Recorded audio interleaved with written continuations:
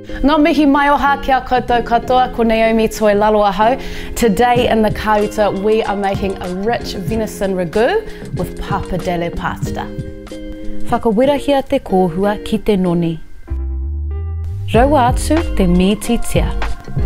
Tunua ia taha o te miti kia parauri. Tukua ngā raubei, hua tunipere, te waina whiro me te pū miti. Tūpokina.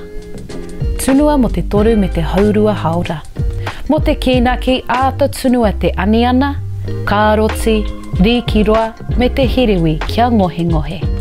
Waru ki te tekau miniti te rua. Tukua te kāriki, sage me te rohi mere.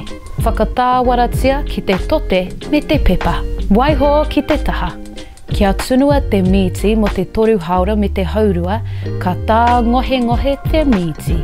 Tangohia te miti mai te kīnaki. Naku naku hia. Raua atu te miti naku naku ki ngā hua whenua.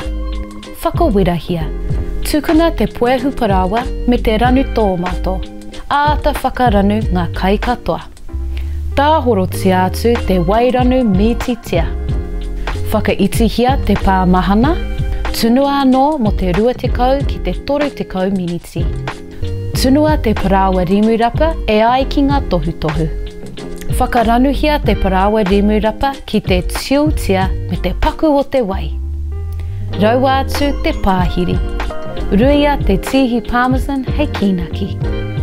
Mō waiwai ana te waha i te kakara o te kainei. My mouth is watering at all of the delicious flavour coming from this kai.